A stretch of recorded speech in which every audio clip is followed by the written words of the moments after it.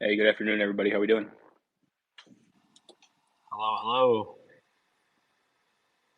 I just put out a tweet if the Cosmos were the Knights of the Round Table, which projects would be which knights? Ooh, This is the that's a rest of the tough Twitter one. space. Yeah, I like Who's the that. traitor? Is one of them a traitor, I assume? Yeah, like who's gonna be? What's the knight's name? What was it? Gideon or what's his name? I'm wondering who's gonna be. The right hand of King Arthur at the end of the day. Who's Who's King Lancelot? Arthur? Who's Lancelot? I mean, we gotta decide that right now. True, true. Maybe Skip. Skip team, it might be Lancelot.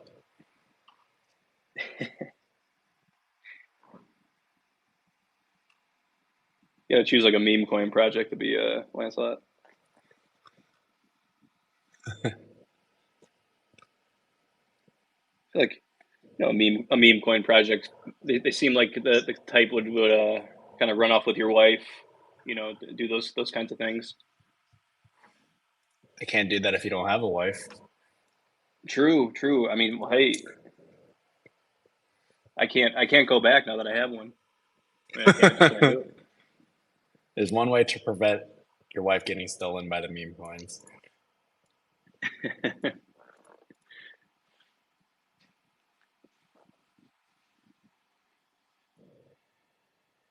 All right, let me just do one last check here, and I think we do have everybody on. We have a smaller group today, which is going to be awesome. I think it's going to be a more lively discussion that way. We'll give it about 2 more minutes, and then we will get started. Nice. Let's go. If everybody wants to maybe share some love on the social media to try to get some people in here, feel free to do so, and then we'll get it rocking.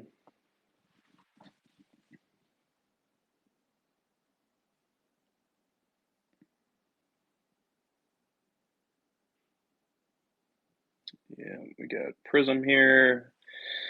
Oh, we've got composable intern. Those interns are dangerous. I've seen who's the most famous intern on Twitter. You think? I think it's got to be the Axelar Overture. intern. He's spicy, man. Oh, recently.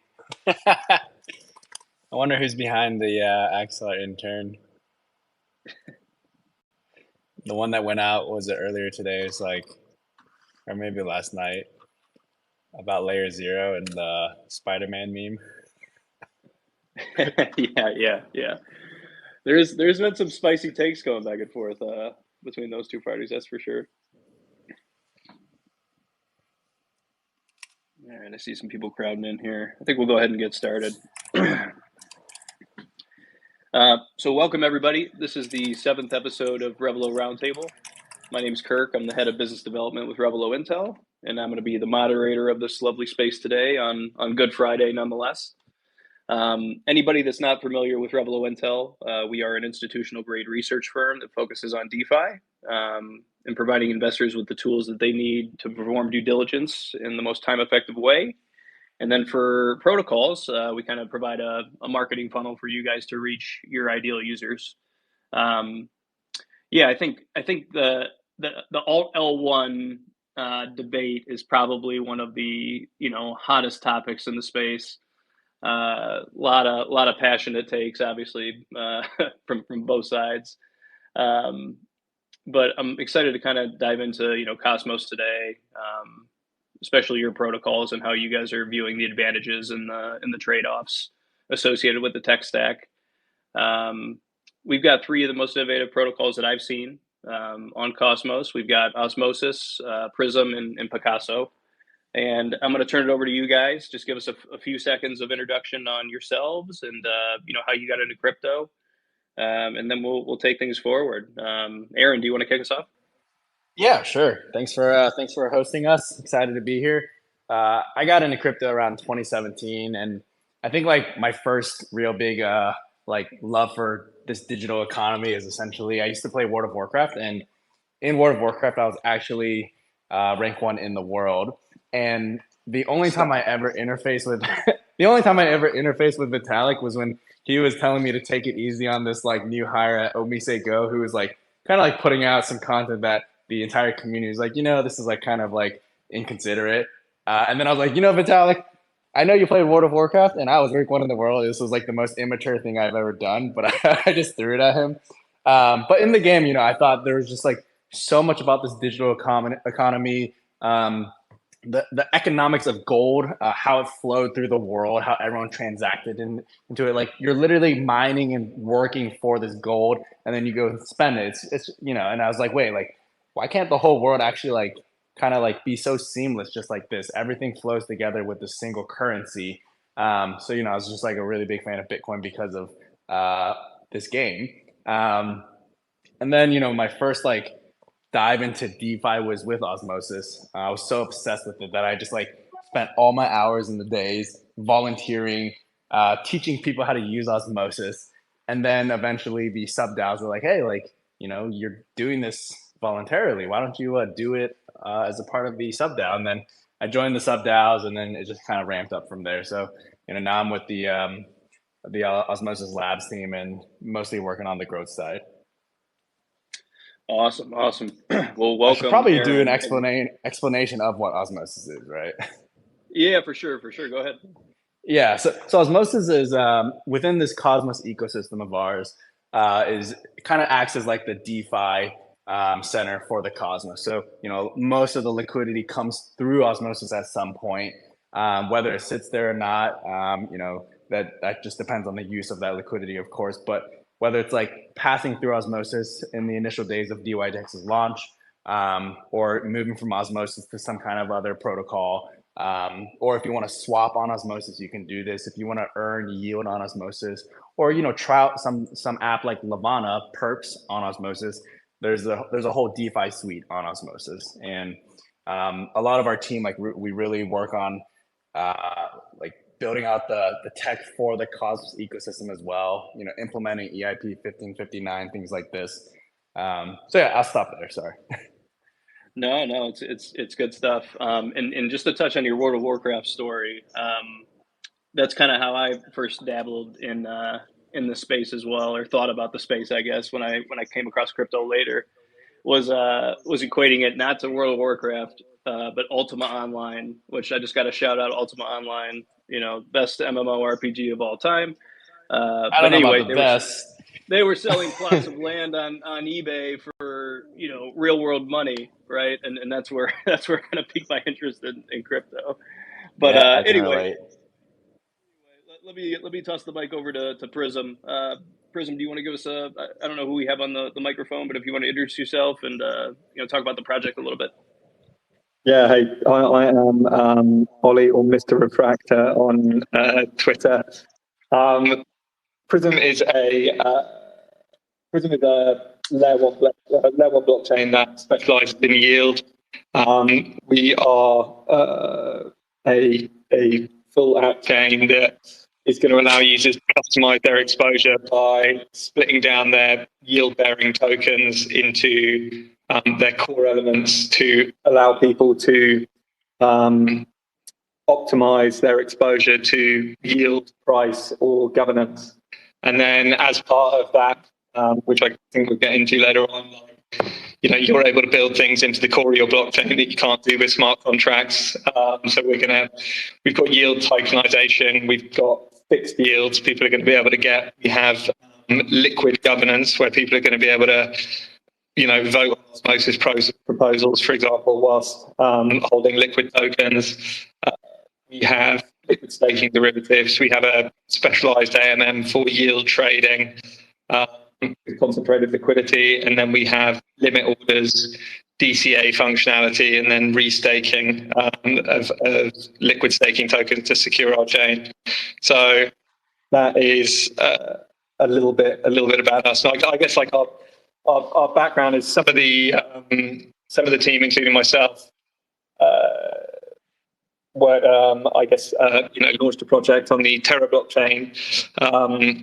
That was a similar kind of idea, and obviously taught us a huge amount, and we learned that you need to be masters of your own destiny, and also there were a lot of limitations to what you can do with smart contracts, and so that kind of led us down a long path to rebuilding as a blockchain with the significantly increased capabilities that gives you. So that's a bit of background on us, if that's helpful. Very helpful. Yeah, when I was reading about Prism and really just hearing what you said just now, it almost reminds me of, like, if Pendle were to make its own app chain, it reminds me of Pendle. Can you just touch on real quick, like, is there a differentiator between, like, the way that you guys do the yield trading versus the way that Pendle does, or is it the same? Well, obviously it's an AMM, but is it the same implementation, or is it a little bit different? Can you also touch on how it's like a little different from Apollo as well? I believe Apollo is doing something similar to Pendle. I don't know too much what Apollo is doing, but I can give my kind of views on Pendle, because our initial project launched around a similar time as theirs.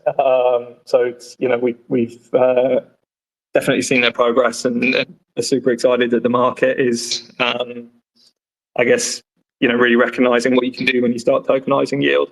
So, I mean, in terms of their implementation, they are built with smart contracts. They deployed on multiple EVM chains.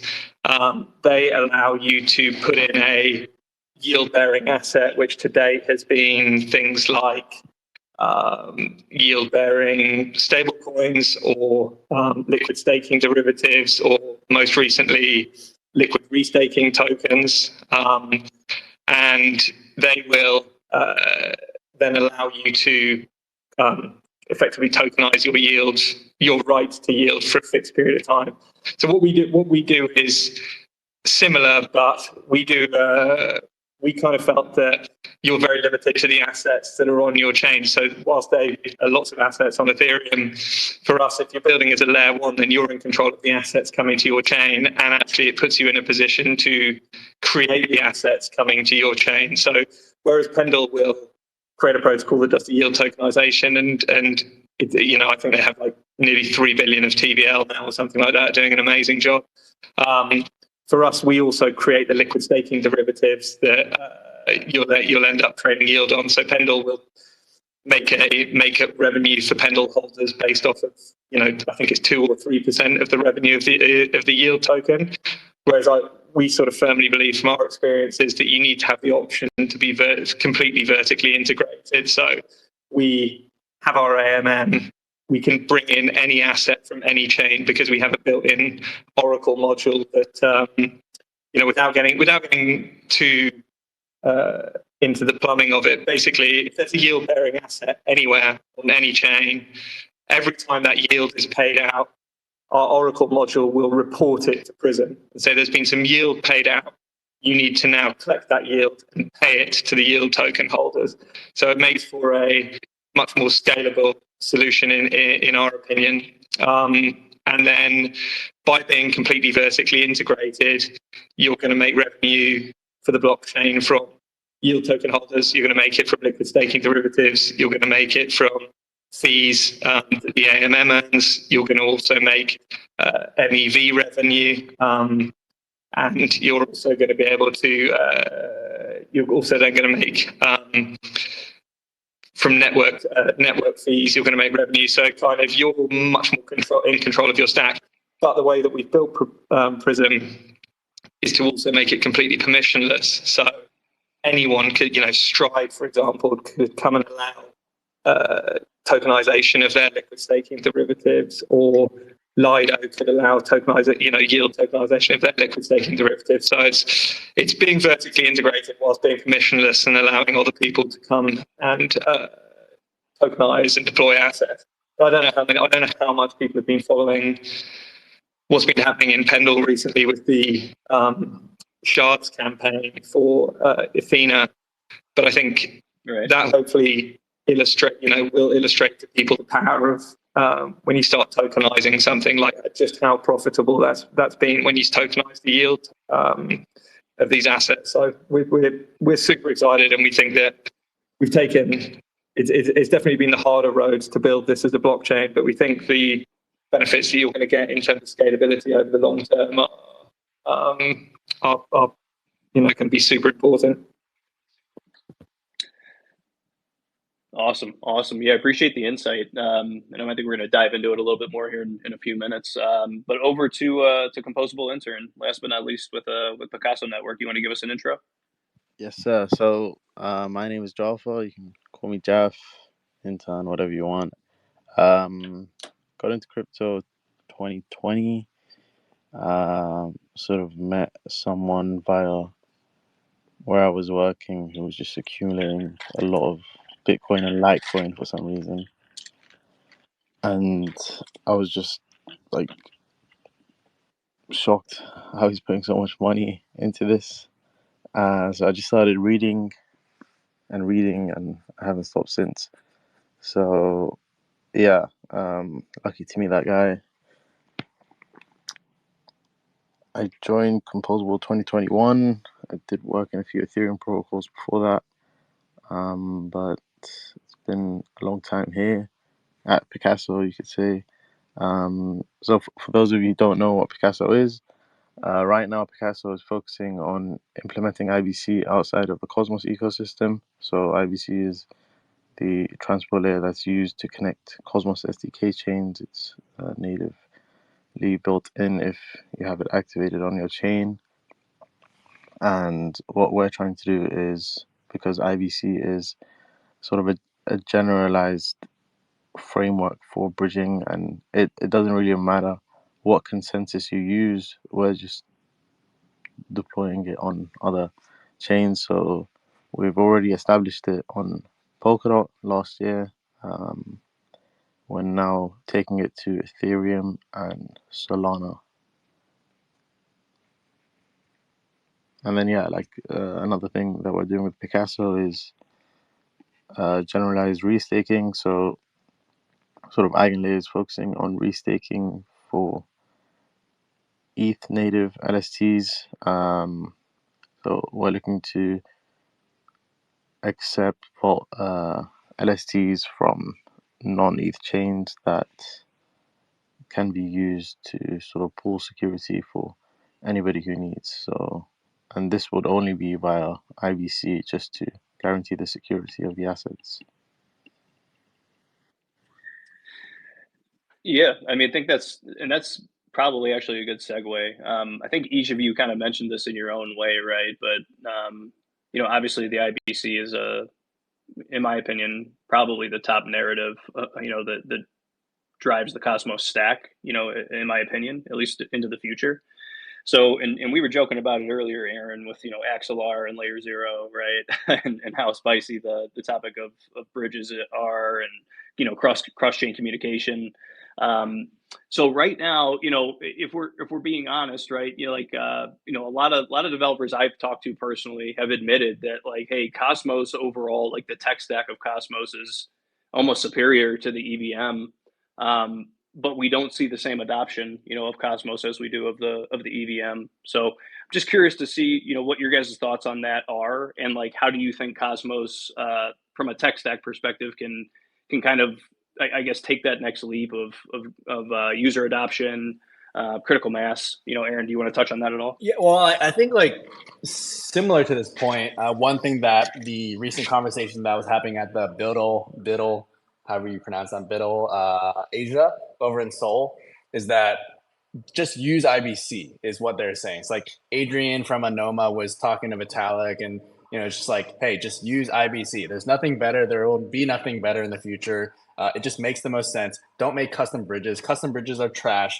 If you want to, bridge together all the fragmented liquidity in this entire industry, you don't build custom bridges. You just use a bridge that everyone agrees with, and that should be IBC. So I feel like that is probably the key piece to making this Cosmos thing happen. And on top of that, of course, like the Cosmos tech stack is just so customizable. It's a testament to why DYDX migrated from Ethereum. They left Ethereum like a dying planet or just a planet that was unsustainable for them. This is mostly because I've been watching the wait, no, sorry, spoilers. I'm sorry. If you haven't seen it, ignore what I just said. But they left Ethereum because they had to abandon ship and customize their entire stack themselves. So I think these are the two main things, like IBC and the sheer customizability of the Cosmos tech stack.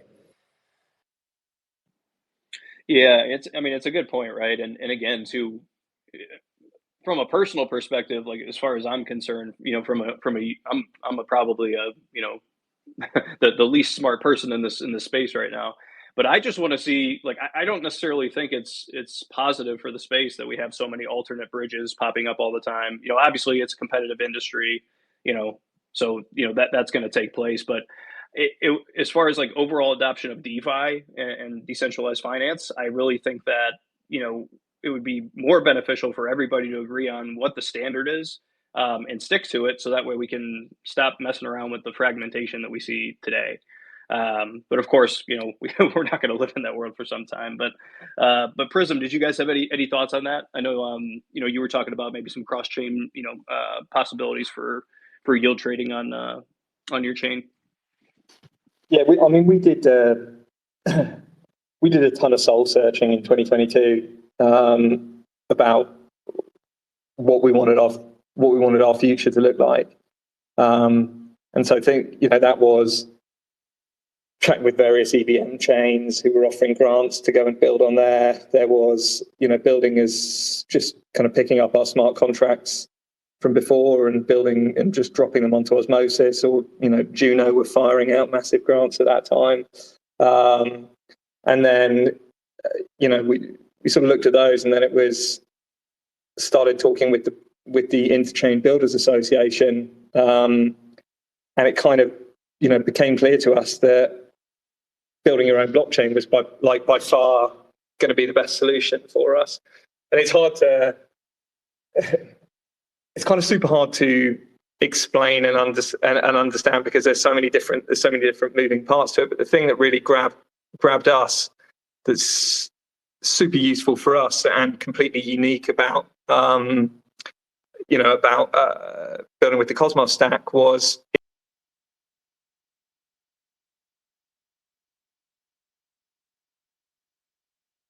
control accounts on Osmosis, or we can control accounts on Injective or DYDX or Celestia. So we can now have liquid staking derivatives or claim yield on these different chains, all from our own blockchain. Whereas if we were building with smart contracts on Osmosis, for example, we wouldn't be able to do that in a decentralized, scalable way. So that was kind of the thing that really started us going down the rabbit hole on it. And then when you build on top of another blockchain, your choice is only to build with smart contracts. When you build your own blockchain, you have the choice to build with either smart contracts or core modules for your blockchain. And so you're effectively giving yourself extra weapons. And I think I think what probably speaks volumes for us about how much more powerful core modules are than smart contracts is we've had the choice. We built something that I think is definitely going to be one of the most complex in terms of the plumbing, one of the most complex products launched on as a Cosmos zone.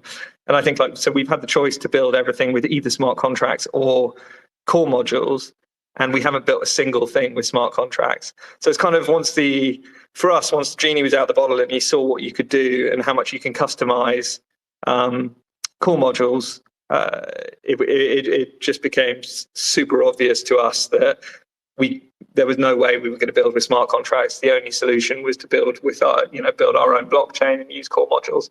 But I also think, to touch on the point that you make, you constantly get this fragmented liquidity moving from farm to farm to farm to farm.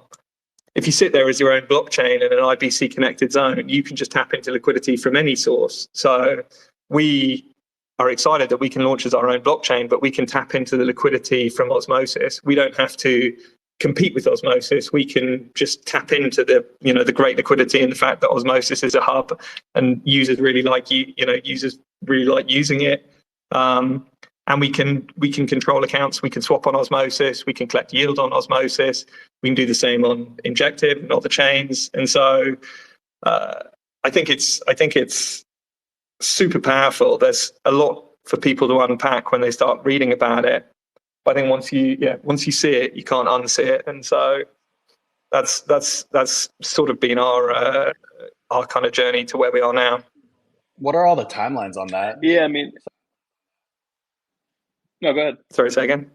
I just got excited. I feel like, like when is this all happening? I feel like, integrating Osmosis and using that, using all the yield on Osmosis to generate for your own chain. This is like pretty cool. When is this all going to unfold? Yeah, so there's a couple of things here. So using Osmosis as an example, like, so people will be able to swap assets from our chain on Osmosis and vice versa. People are going to be able to take Osmosis and use it to secure our blockchain. So we have restaking on our blockchain. People are going to be able to make a liquid staking Osmosis token or Osmo token, and they're going to be able to use that to vote on Osmosis proposals from our chain. They're going to be able to sell their votes if they want to monetize their votes. They're going to be able to get leveraged voting power if they want to get leveraged voting power, but they're going to have liquid governance for the first time, and a lot of extra utility for Osmo, and then obviously the yield tokenization part of it as well they're going to be able to do. So we are live on mainnet at the moment. Live on testnet at the moment. We are launching mainnet. We said Q2. I'm scared of getting overexcited for giving deadlines, but like we are going full steam ahead to try and get it on mainnet in the next few weeks, and then shortly after that, once we've got all our connections up with all the other chains, people will be able to try it out themselves. They can demo it now on testnet. They can try out restaking of Osmo, tokenizing of yield of Osmo, like liquid voting on Osmo. So all of these things. So we're tentatively this coming month, but Q2. Well, since you've given a timeline, and you said Q2, then I'll expect to see it in Q3 or Q4. That's just the way it works. But no, just to kind of get to kick it over to intern. You were talking earlier about really, I think one of the most important features, that we're talking about the IBC, and it's amazing to have like those use cases, within the Cosmos stack, right? But you had mentioned you guys are working on connecting the IBC to Solana and Ethereum. I personally think that like those two integrations could probably be the most important, right, when it comes to unifying, DeFi and leading to the next, wave of adoption of Cosmos at the end of the day. What do the timelines look for, on those two integrations, and what all is involved, from Picasso side on that? Yeah, so on the Solana side, we are waiting on audits. Currently getting sort of like everything development wise is complete. Likely we launch next month. I hope this is not recorded, but yeah, I see it is. So yeah, Solana side, we can expect, all these Solana tokens that are getting a lot of volume right now in the market to be pushed over to, the Cosmos ecosystem sometime in April. And then same thing with Ethereum. So like we've sort of had two different teams working on these two different projects for the past like 6-7 months, and it just happens to be that they're both ready at the same time. And like we actually had like a conundrum about which one should we launch first, but yeah, we chose to release the Ethereum connection first because it's the harder one and it's a lot more difficult. So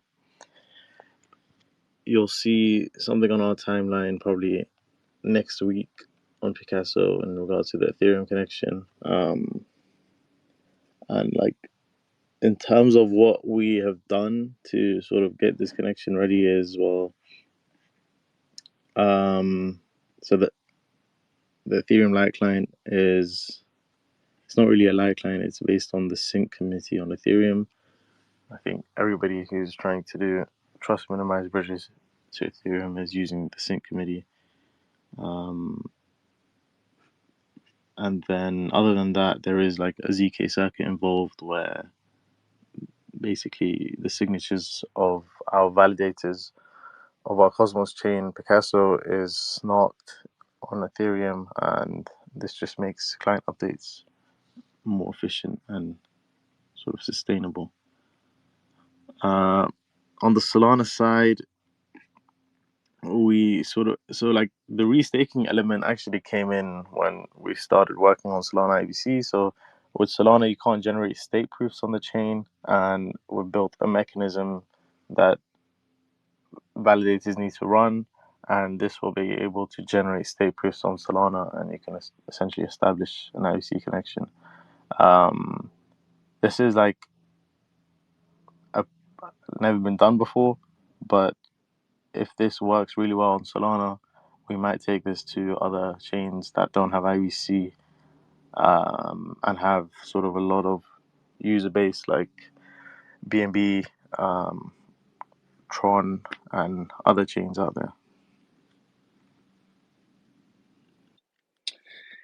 Well, you just heard it here first, folks. We are unifying DeFi on the Revelo Roundtable as we speak.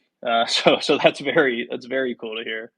Very excited to see that come to fruition, and really seeing how the other protocols on Cosmos and Ethereum and Solana alike can kind of leverage all of that liquidity that's fragmented across those three blockchains alone.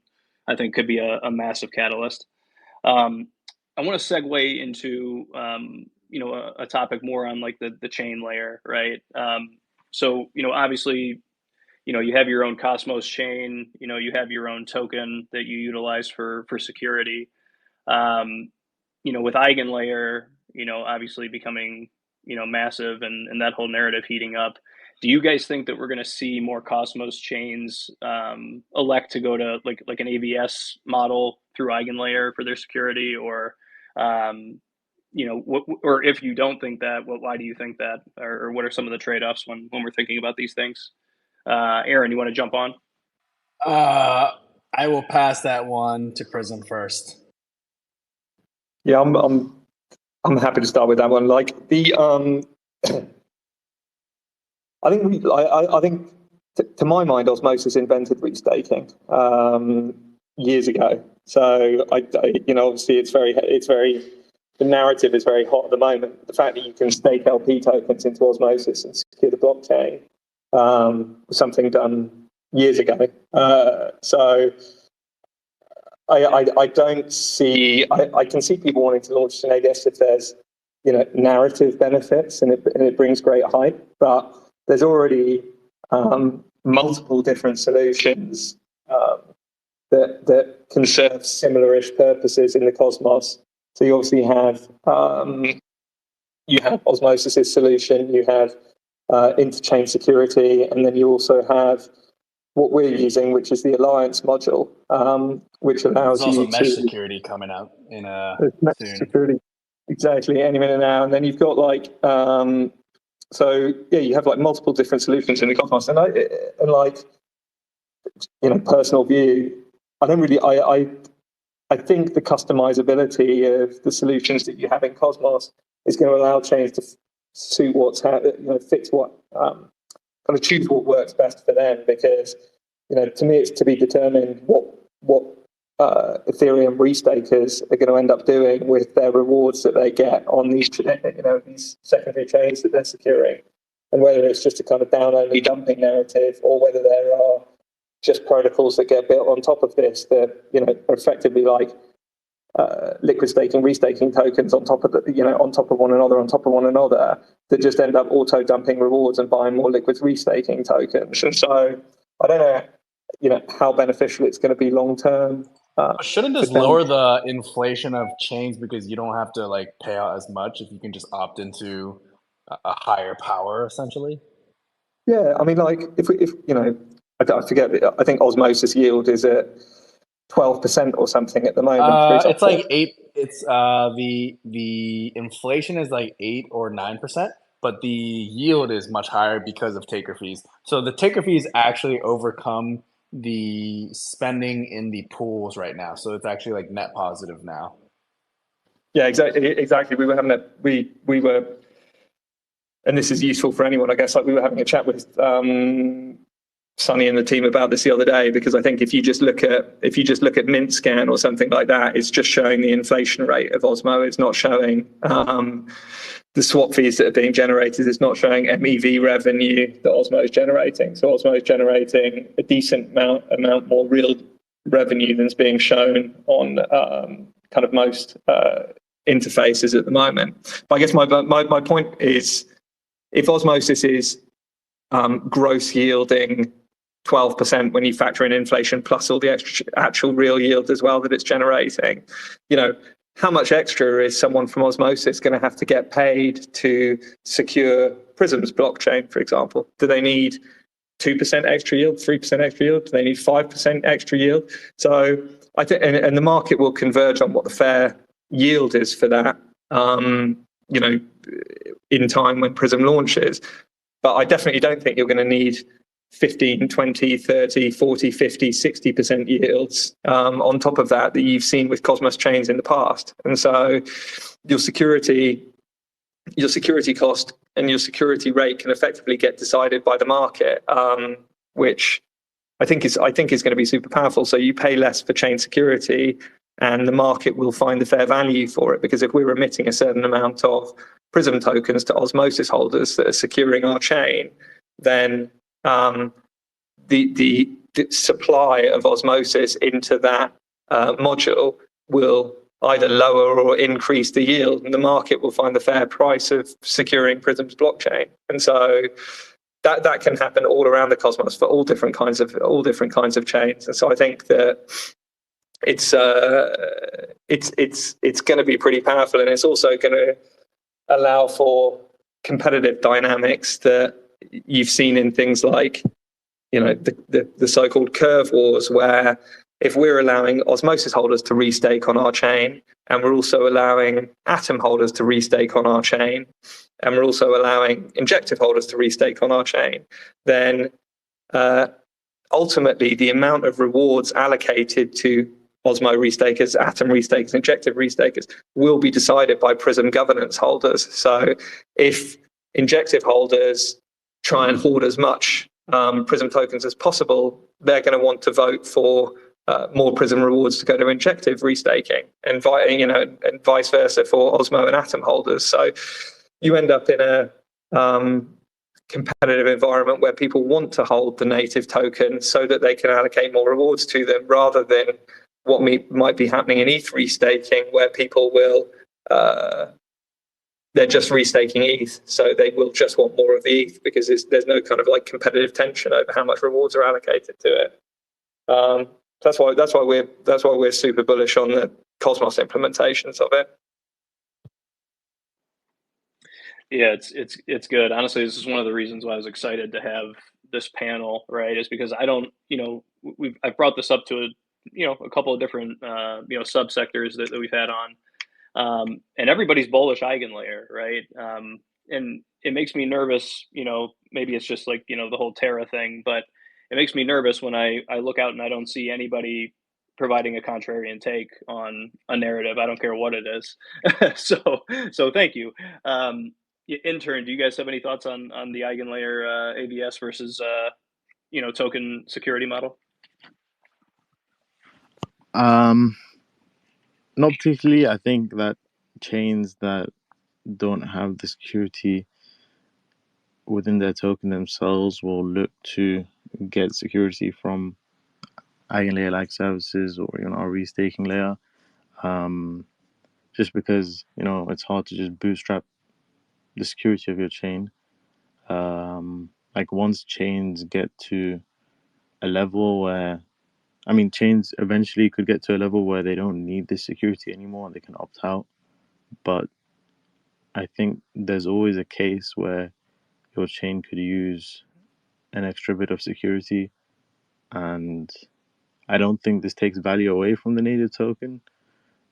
I think it just bootstraps the security of your chain until it doesn't need sort of external security, and your native token can provide that to.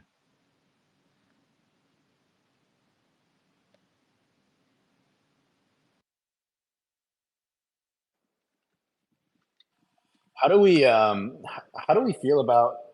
Can you guys hear me? I feel like I couldn't hear. Yeah, Okay. yeah, I can hear you. No, I was I was making sure I could hear everybody too. Yeah, yeah, go ahead. How do we feel about Ethos and like they're plugging with Eigen, and like they, maybe they're plugging with mesh security? I don't know if Prism was the Prism. I didn't catch the name, so I didn't want to just call you Prism this entire Sorry, time. Ollie's good. Ollie. Yeah, like how do you feel about Ethos and Eigenlayer and like mesh security? I mean, I can't pretend to be too well versed on ethos, to be honest. So I don't want to speak out of turn or offer views on something I don't know too much about. I mean, like the only things I'd obviously seen are the narrative that they are potentially effectively the conversations from the Cosmos Hub based around whether they should be licensing out interchain security, given that is what Ethos are using. If that's the same conversation that you're aware of, but yeah, I don't have too much to say on that, to be honest. Yeah, I'm like very base level on that one too. So I was wondering if you had more high level knowledge. I wonder if anyone in the crowd knows, but I don't want to hijack your hosting, Kirk. I'll pass it back to you.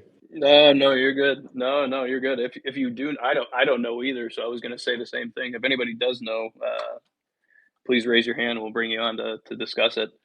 So we're coming up on the end of the panel. I do want to make sure that we give you guys another opportunity to talk about what's exciting coming up for your project individually, or maybe even what you're looking forward to the most in the next 2 to 3 months in the space, even if it isn't related to your project. Intern, do you want to go ahead and kick it off? Yeah, sure. So I did mention Solana and Ethereum IBC coming next month. Also the halvening next month. It's pretty exciting. Other than that, I'd say I don't know how much I can say, to be honest. But so we're launching the Mantis app. Already And spilled the this beans, is so you might as well just keep going.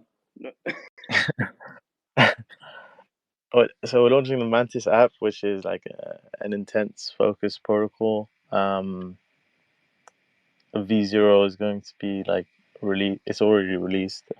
This is where like you would be able to make transfers between all these IBC connections. But I'd say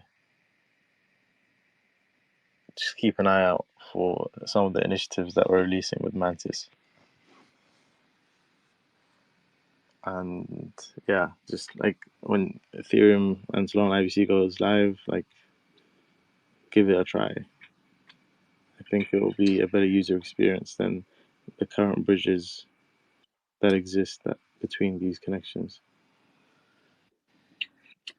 Yeah, Aaron, I was wondering, with the Ethereum and Solana IBC integrations, like, do you foresee that's something that Osmosis will try to leverage? Yeah, so I think there are many things that Osmosis Labs is working on, but as far as maybe one exciting one to touch on today would be these transmuter v3 pools. And transmuter v2 is essentially just like kind of like a stable pool between two assets, but v3 gets into some very exciting stuff where you can have 3 assets in a pool, 10 assets, 20 assets. And if there are many different types of Ethereums coming over or Solana coming over, you don't want this to be fragmented liquidity, right? So what do? And the same thing with Tether. It's like Kava's Tether and Ethereum's Tether, or even the issues with like, we have a few different Bitcoins coming, right? It's like WBTC from Ethereum, WBTC from Kava, WBTC from Base, WBTC on Osmosis.